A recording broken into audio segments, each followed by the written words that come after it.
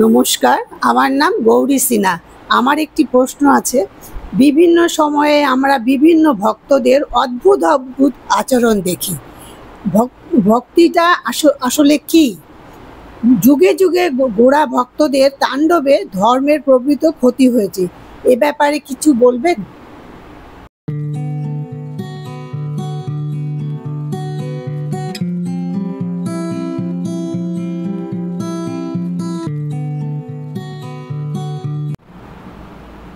দিদি গৌরী সিনহা দিদি একটা প্রশ্ন করেছেন যে বিভিন্ন সময় আমরা ভক্তদের বিভিন্ন অদ্ভুত আচরণ দেখি সত্যি, এটা কোনো ভুল নেই। মানে ভক্তের আচরণই অদ্ভুত হয়। তো তাহলে ভক্তিটা আসলে কি, প্রশ্নটা এসে যায়। আবার একটা জিনিস বলেছেন যে এই যে বিভিন্ন সময় গোড়া ভক্তদের যে তাণ্ডব মাঝে মাঝে এরকম দেখতে পাই, এটা অস্বীকার করার উপায় নেই।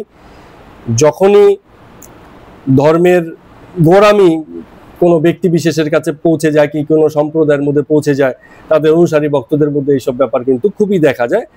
এবং এই তাণ্ডব যেটা আছে, এগুলো কখনো কোনো হিংসাত্মক রূপ নেয়, কখনো কখনো সমালোচনার যোগ্য কোনো পর্যায়ে গিয়ে দাঁড়ায়।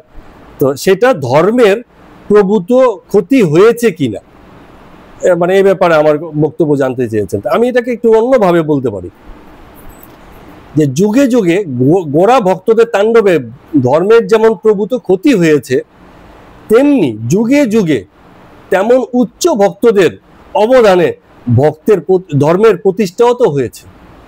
কিছু ভক্ত গোড়া থেকে ধর্মের ক্ষতি করেছে, আবার কিছু ভক্ত আছে যারা নিজেদের স্থিতিকে ঠিক রেখে, ভক্তের অনুকূল রেখে, ধর্মের অনুকূল রেখে ধর্মকে প্রতিষ্ঠাও দিয়েছে। এখন আমরা কাকে মনে রাখি? গোড়া ভক্তের আচরণকে আমরা বরাবর ভুলে যেতে চাই, ভুলে যাইও, সমালোচনা করি তো, তাকে তো অ্যাকসেপ্টেন্স দিই না। আর যে ভালো ভক্ত আছে তাকে আমরা অ্যাকসেপ্টেন্স দিই, তাকে সম্মান করি, তার ফটো আমরা বাড়িতে টাঙিয়ে রাখি।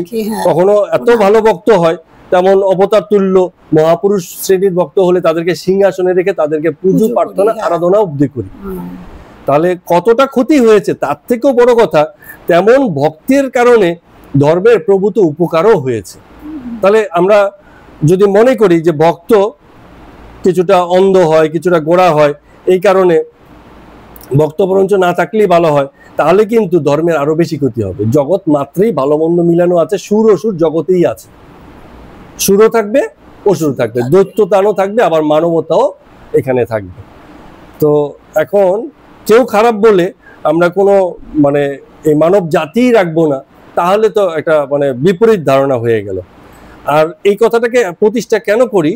কারণ এই যে বলছে না ভক্তিটা আসলে কি, যে প্রশ্নটা করেছেন খুব সুন্দর, মানে রিলেটেড এই কথাগুলো। ভক্তিটা হচ্ছে আমরা কতটা তৈরি আছি আত্মসমর্পণের জন্য। আত্মসমর্পণ হচ্ছে নিজেকে আর রাখবো না, নিজের অস্তিত্বের প্রতি আর তখন সহানুভূতিশীল থাকবো না। নিজের অস্তিত্বকে আমরা অবজ্ঞা করব, হেয় করব, হেটা করে দেব, দিয়ে আরেকজনের অস্তিত্বের প্রতি সম্মান এবং শ্রদ্ধা রাখবো। সে আরেকজনটা কে? সে আরেকজন হচ্ছে আমি যার ভক্ত হয়েছি। ঠিক আছে? এখন এটা ঠিক যে ভক্ত এই বিচারগুলো রাখে না। খানিকটা যার প্রতি সে মানে সমর্পিত থাকে, সে হয়তো যদি ঠিকঠাক না হয়, কোনো একজন গোড়া গুরুর ভক্ত যারা থাকবে, গুরু হয়তো একটা কিছু বলে দিল আর তারা বিচার না করে সেই তার পিছনে দৌড়তে লাগলো।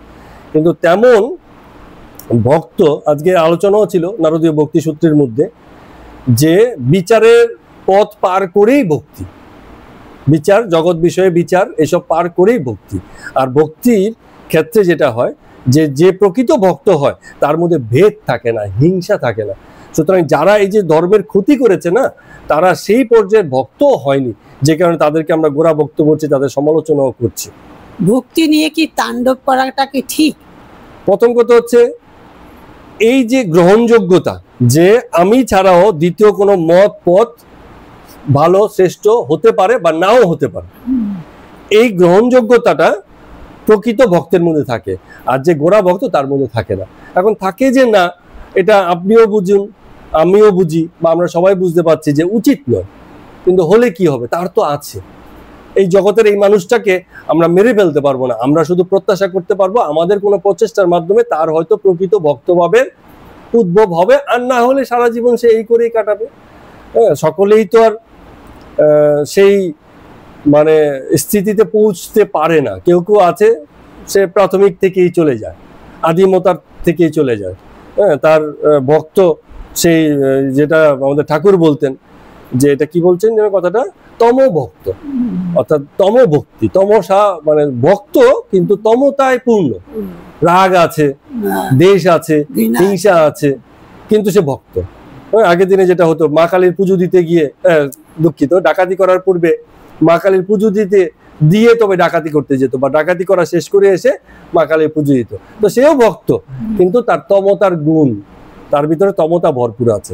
তো আমাদের প্রার্থনা থাকবে সকলেরই, আমরা ব্যক্তি হিসেবে যেমন রজ এবং সত্তাশ্রয়ী হব, সেই যে তম ভক্তটা সেও যেন কোনো না কোনো অপর কোনো ভক্তের বা মানে গৌরাঙ্গ প্রভুর মতো কি রামকৃষ্ণদেব ঠাকুরের মতো কোনো উদ্ধারকারীর সংস্পর্শে বা তার বাণীতে উদ্বুদ্ধ হয়ে সঠিক পথে চলে আসে। এটাকে অস্বীকার করার উপায় নেই। জগতে এই গোড়া ভক্তও থাকবে, ভালো ভক্তও থাকবে। নমস্কার। ঠিক আছে, ধন্যবাদ।